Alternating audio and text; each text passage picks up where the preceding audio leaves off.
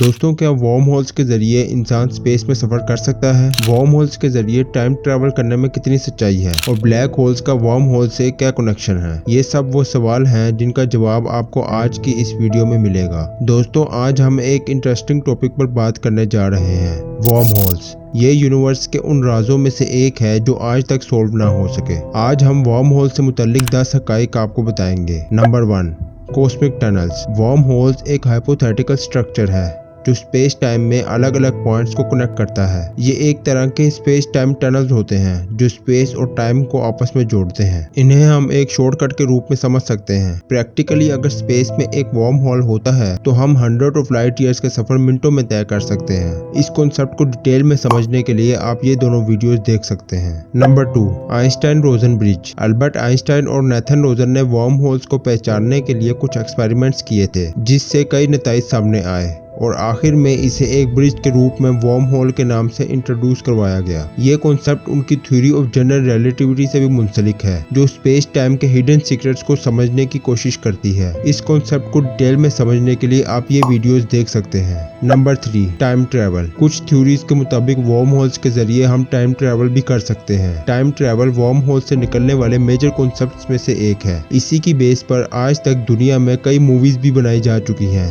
जिसमें सबसे टॉप पर इंटरस्टेलर आती है। अभी तक ऐसे वार्म होल्स को डिस्कवर नहीं किया गया और ये एक थ्योरी है, लेकिन याद रहे ब्लैक होल्स भी एक वक्त में थ्योरेटिकल था लेकिन बाद में उसे डिस्कवर कर लिया गया। ऐसे वार्म होल्स की डिस्कवरी भी हो सकती है। Number 4, traversable warm holes.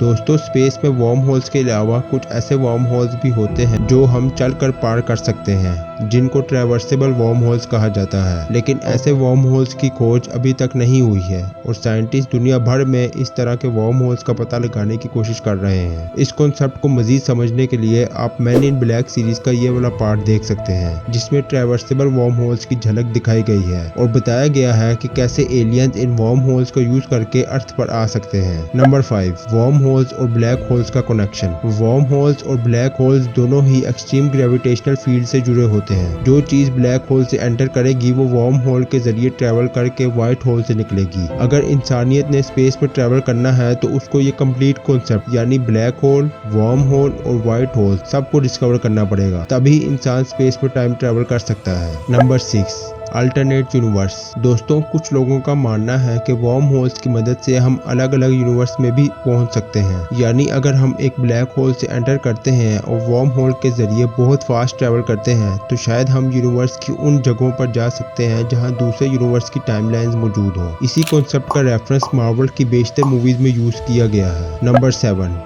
Interstellar में वार्म होल। इंटरस्टेलर मूवी में दिखाया गया ब्लैक होल और वार्म होल एक परफेक्ट एग्जांपल है जिसे थ्योरेटिकल प्रूफ किया गया है, लेकिन फिर भी कुछ साइंटिस्ट का मानना है कि ये पॉसिबल नहीं है। इस मूवी में 3 डायमेंशन से आगे की डायमेंशंस दिखाई गई हैं और बताया गया है कि कैसे ब्लैक होल के अंदर आप 4D और 5D में टाइम को देख सकते हैं और एक हद तक इसे मॉडिफाई भी कर सकते हैं। Number 8, white holes. दोस्तों, व्हाइट होल ब्लैक होल के बिल्कुल ऑपोजिट कॉन्सेप्ट को कहा जाता है। ये वार्म होल्स की थ्योरी में एक अहम रोल अदा करते हैं। इनके बगैर वार्म होल्स का कॉन्सेप्ट अधूरा है क्योंकि ब्लैक होल से एंटर करके वार्म होल से ट्रैवल करने वाली चीज व्हाइट होल से ही बाहर निकलेगी। जैसे ब्लैक होल लाइट और मैटर को ट्रैप कर लेता है, वैसे व्हाइट होल अपने अंदर मौजूद लाइट और मैटर को एक्सट्रीम फोर्स से बाहर निकालता है। जब तक व्हाइट होल्स डिस्कवर नहीं होते तब तक स्पेस में टाइम ट्रैवल करना पॉसिबल नहीं है। Number 9, space time continuum. Wormhole space और टाइम का मेल होता है जिसे स्पेस टाइम कॉन्टिनम कहते हैं। जब स्पेस टाइम कर्वेचर